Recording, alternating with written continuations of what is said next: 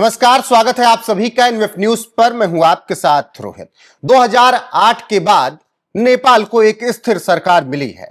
बालन शाह प्रधानमंत्री के तौर पर विराजमान हो चुके हैं और शुरुआत के 10 दिनों में ही जिस तरीके से फैसले लिए हैं उसकी तारीफ हो रही है, होनी भी चाहिए। जिस तरीके से नेपाल को ठीक करने के लिए बालन शाह ने फैसले लिए हैं, निश्चित तौर पर मैं कह रहा हूं कि उसकी तारीफ होनी चाहिए। लेकिन अब नेपाल में कुछ हुआ तो भारत में लोग उसको जोड़कर देखने लगे नरेंद्र मोदी सरकार से और कहने लगे देखो मोदी कुछ नहीं कर पाए, एक प्रधानमंत्री आया उसने 10 दिन में सब कुछ बदल कर रख दिया, नेपाल ऐसा लग रहा है कि अमेरिका की जीडीपी का पहुंचा दिया। मतलब लोगों ने अपनी अपनी तरफ से तमाम तर्क दिए। तो आज हम इसी बात पर चर्चा करेंगे। 12 साल मोदी सरकार को हो गए, 10 दिन हुए, 15 दिन हुए बालन शाह को प्रधानमंत्री बने।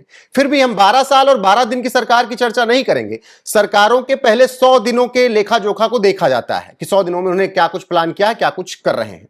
तो आज हम आपको कुछ आंकड़े बताएंगे कि 100 दिनों में पहले नरेंद्र मोदी सरकार ने क्या कुछ फैसले किए और शुरुआत में बालन शाह ने उन 100 दिनों के भीतर की सरकार में अभी तक क्या कुछ किया। उसके बाद मेरे साथ वरिष्ठ पत्रकार पंकज प्रसून हैं, उनसे चर्चा करेंगे और प्रोपोगेंडाधारियों पर भी बात करेंगे। तो सबसे पहले क्या कुछ बालन शाह ने किया है वो देख लीजिए। नेपाल के लिए बालन शाह का फैसला, राजनीति मुक्त कैंपस उन्होंने तैयार किया है और अगले 90 दिनों के भीतर गैर राजनीतिक छात्र परिषदों के गठन का आदेश दिया है। मतलब छात्र राजनीति नहीं होगी। शहीद परिवारों को न्याय देने का ऐलान किया है जो प्रदर्शन के दौरान जिनके बच्चे मारे गए थे। 100 सूत्रीय एजेंडा तय किया है और वो सीधा पीएमओ को रिपोर्ट दी जाएगी और तमाम सरकारी खर्च को कम करने की भी बात की गई है। भ्रष्टाचार पर भी वार किया है और बालन शाह ने सभी पिछले 4 प्रधानमंत्रियों की संपत्ति की जांच के लिए आदेश दिए हैं और तमाम नेताओं के। तो ये बालन शाह ने फैसला लिया है।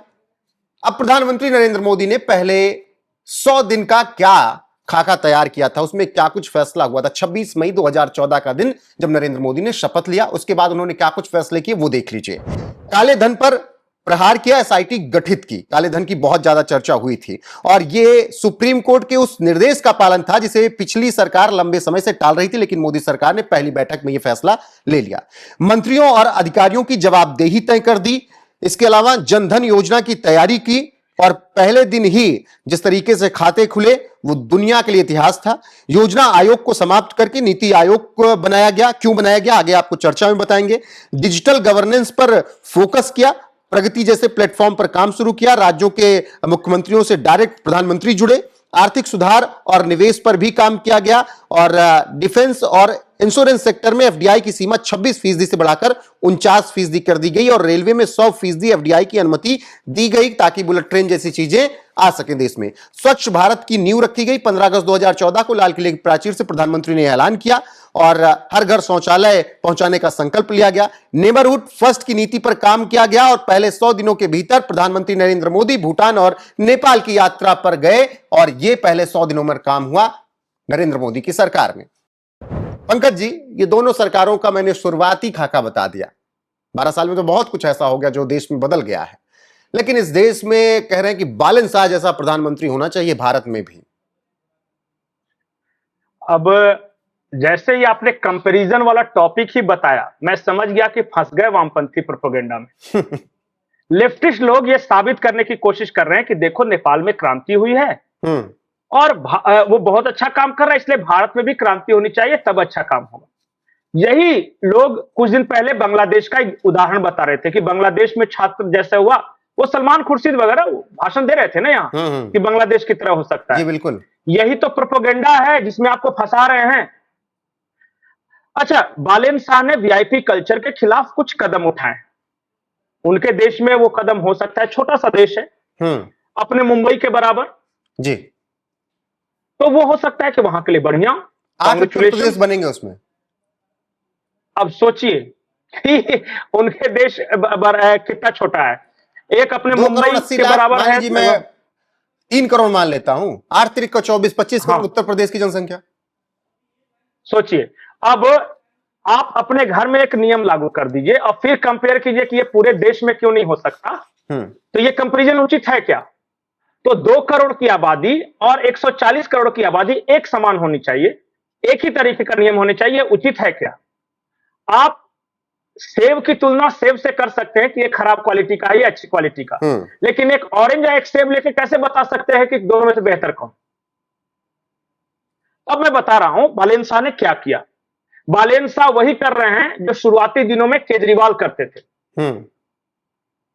मैं इसलिए बता रहा हूं कि देखिए, एक होता है टेंट्रम्स, एक होता है प्रैग्मेटिक विजन। टेंट्रम्स में क्या होता है कि मैं छात्र राजनीति बंद कर दूंगा। इसे आप, बहुत सारे लोग कह रहे हैं क्रांतिकारी कदम, लेकिन मैं छात्र राजनीति मुझे क्रांतिकारी कदम नहीं लग रहा है। अगर छात्र राजनीति बंद हो रही है तो आप देश का एक बहुत अहम हिस्सा तोड़ रहे हैं। इसलिए मैं कह रहा हूं कि ये चूंकि खुद छात्रों के आंदोलन से सत्ता में, डर ये है कि कहीं ऐसा ना हो कि फिर से दोबारा वही छात्र मुझे सत्ता से हटा दे। तो इसलिए उन्होंने नियम ही बदल दिया कि अब छात्र राजनीति होगी नहीं। अपनी कुर्सी बचा रही है, ये क्रांतिकारी कदम नहीं है। दूसरा कदम इन्होंने कहा कि सोशल मीडिया पर बैन ऑन पत्रकारों पर।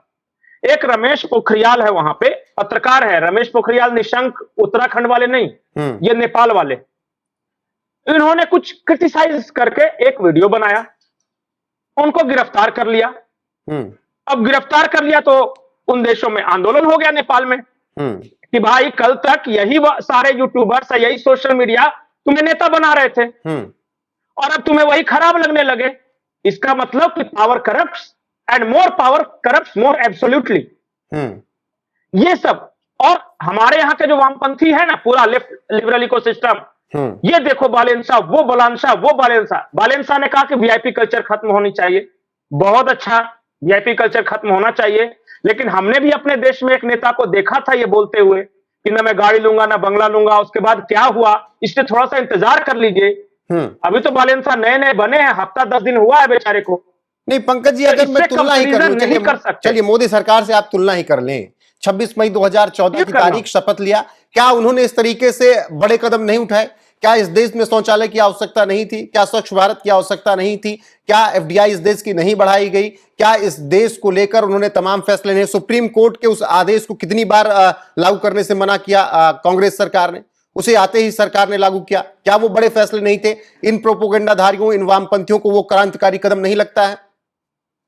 भाई, मैं तो एक ही चीज जानता हूं कि दुनिया में सबसे तेजी से बढ़ती हुई अर्थव्यवस्था भारत है। दुनिया में सबसे बड़ा, जो बोलते हैं, जो लैंड आर्मी है, जो पावरफुल लैंड आर्मी है, वो इंडिया की है जी। दुनिया में 7 सबसे बड़ा एयरफोर्स इंडिया का है। दुनिया में 5th सबसे बड़ा नेवी इंडिया के पास है। तो आप बड़े जहाज की तुलना छोटे से नाव से कैसे कर सकते हैं? और अगर कुछ कदम अच्छे लग रहे हो उनके, तो उन कदमों की चर्चा कीजिए ना। आप अगर सरकारों कहीं कुछ भी हो, भारत में क्यों नहीं हो रहा है, इसकी कल्पना यहां पर करने लगते हैं। जोहरान ममदानी न्यूयॉर्क का मेयर बन गया, भारत में कोई बुर्के वाली पीएम या सीएम या मेयर क्यों नहीं बन पा रही, इसकी बड़ी समस्या हो जाती है। तो इसको कॉपी कैट बोलते हैं, नकलची बंदर। नकलची बंदर की कहानी पढ़ी है ना बचपन में। हमें नकलची बनने की जरूरत नहीं है। और जिस बालेन शाह की आप तुलना करें, वो बालेन शाह खुद ही मोदी के फैन है। अब बताइए, तो कुछ अपने देश में एक तबका हमेशा से ऐसा है जो क्रांति करने के लिए बेचैन रहता है। क्रांति होगी तो ये होगा, बदल देंगे सिस्टम, डीजे फाड़ देंगे। डीजे फटने से कुछ नहीं होता भाई। मैं एक बात जान जाओ कि दुनिया में जितने जगहों पर क्रांति हुई है ना, कहीं भी सक्सेसफुल नहीं हुई है। आप रशियन क्रांति ले लो, 14 भाग में यूएसएसआर बढ़ गया। हमारे यहां इंस्टीट्यूशनल क्रांति होती है। हम आईआईटीज खोलते हैं, हम डिफेंस एकेडमी खोलते हैं, हम साइंटिफिक रिसर्च खोलते हैं, हम इसरो खोलते हैं, हम एम्स खोलते हैं, हम डीआरडीओ खोलते हैं। यहां से जो बदलाव होता है वो अस्थायी बदलाव होता है। सड़कों पर मॉल को फूंकने से बदलाव जो होता है वो स्थायी बदलाव नहीं होता है, वो क्षणभंगुर बदलाव होता है। और भारत के लोग इस बात को समझते हैं। लेकिन हमारे देश में एक तबका ऐसा जो क्रांति होगी, जब से पैदा लिया तब से क्रांति होगी। अरे काहे का क्रांति? इस देश में 2 बार क्रांति हुई। एक जयप्रकाश नारायण के दौरान की क्रांति जिससे लालू और मुलायम निकले, और एक अन्ना हजारे आंदोलन की क्रांति जिससे केजरीवाल निकले। हमें नहीं चाहिए क्रांति ऐसी। जो इंस्टीट्यूशनल क्रांति है वही बहुत है। बालेन शाह के लिए आसान है फैसले, अगर कुछ बेहतर कर पा रहे हैं वीआईपी कल्चर और इन सब चीजों के लिए, बढ़िया, वो अपने देश के लिए कर हाँ, रहे वो हैं। अपने देश के लिए कर रहे हैं। दूसरी बात, एक अस्थाई सरकार, बहुमत की सरकार आती है तो आप अच्छे फैसले ले सकते हैं। वो 2008 के बाद जब से मोनार्की वहां पर हटी, उसके बाद पहली बार यह सरकार है जो इतनी प्रचंड बहुमत के साथ आई, तो वो बेहतर फैसले लेते हुए दिख सकते हैं। उससे पहले पिछले 8 से लेकर अभी 26 तक में क्या नेपाल का हाल था, ठीक उसी तरीके से नहीं था जो भारत के 90 की राजनीति थी कि आज प्रधानमंत्री कोई और, कल सुबह कोई और, परसों कुछ और, खिचड़ी वाली सरकार जिसे कहा जाता था। तब तो फैसले हो नहीं पाते थे। तो जब अस्थायित्व वाली सरकार 2014 में आई तो फैसले किस तरीके से वो सबने देखा है। तो बालन साहब भी अस्थायित्व लेकर आए तो अच्छे फैसले कर सकते हैं। नहीं, मुझे बालेन शाह से कोई आपत्ति नहीं। बालेन शाह अपने देश के लिए कर रहे, छोटा सा देश है, पहाड़ी देश है, टूरिज्म डेवलप होगा, बढ़िया कर रहे हैं। लेकिन एक नेपाल को देखकर, अच्छा गोवा में एक बार क्या हुआ कि वहां मनोहर पर्रिकर की सरकार थी, उन्होंने पेट्रोल कर दिया 35 रुपए, क्योंकि उनकी आमदनी दूसरी थी, टूरिज्म से उसका मेकअप हो जाता था। अब उसको लेके महाराष्ट्र में कांग्रेसियों ने हड़ताल कर दी कि यहां पे क्यों नहीं हो रहा है। अब बताइए कि महाराष्ट्र का क्या फीचर है, वहां दूसरे राज्यों की क्या स्थिति है। तो इसलिए कहते हैं कि don't compare apples with oranges.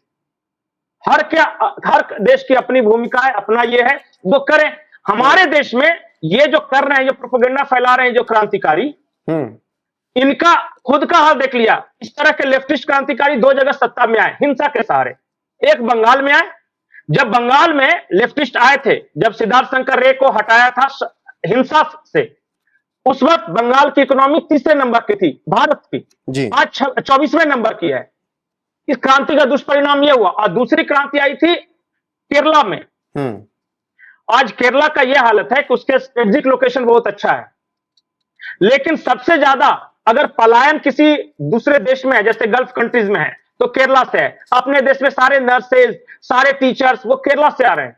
तो जब सब कुछ अच्छा है, 100% डिटेक्ट सार, तो काय के लिए आ रहे हैं नर्स बनने सार? बिल्कुल। और बांग्लादेश में भी ऐसी क्रांति से क्या कहते हैं परिवर्तन हुआ। नहीं तो बांग्लादेश दुनिया की सबसे तेजी से बढ़ती हुई अर्थव्यवस्था में से एक थी। एक वक्त तो भारत से आगे निकल गए थे वो, लेकिन अब हाल देख लीजिए क्रांतिवीरों का। हालत यह है, जितने देशों में, किसी दुनिया का कोई भी कंट्री उठा लीजिए जहां पे इस तरह की क्रांतियां हुई हैं, सड़कों पे आगजनी करके या ये के, कोई भी देश प्रोग्रेस नहीं किया। कोई भी देश नहीं, नॉट इवन सिंगल। आपको क्या लगता है इराक सद्दाम हुसैन के जाने के बाद प्रोग्रेस कर गया है क्या? अब तो लोग नाम भी भूल गए, मुझे लग रहा धीरे धीरे। अब बताइए कौन सा ऐसा देश है जहां सशस्त्र क्रांति हुई? अभी इंतजार कीजिए। अभी तो क्या हुआ है कि जोश नया नया है, और तुम्हारा लहजा बता रहा है तुम्हारी दौलत नहीं है। ठीक है पंकज जी, तो इंतजार कीजिए। नेपाल भी यहीं रहेगा, हम भी यहीं रहेंगे, बिल्कुल, और ये क्रांतिकारी भी यहीं रहेंगे।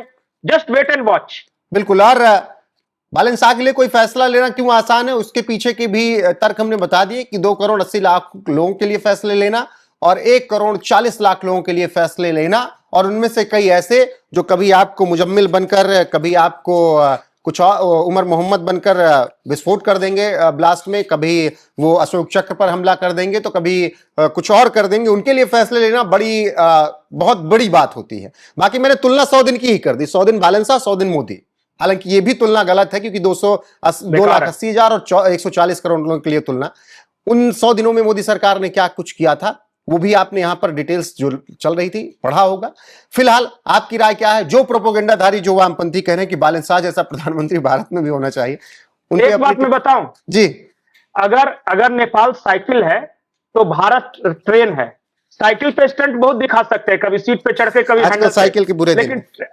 हाँ, लेकिन ट्रेनों पर स्टंट दिखाना ज्यादा मुश्किल है। आजकल साइकिल के बहुत बुरे दिन हैं। अपने रास्ते चलना है। बचपन की यादों की एक बहुत अच्छी चीज हुआ करती थी, लेकिन अब साइकिल के बुरे दिन है। बहुत शुक्रिया आपका, बने रहिए हमारे साथ लगातार। नमस्कार।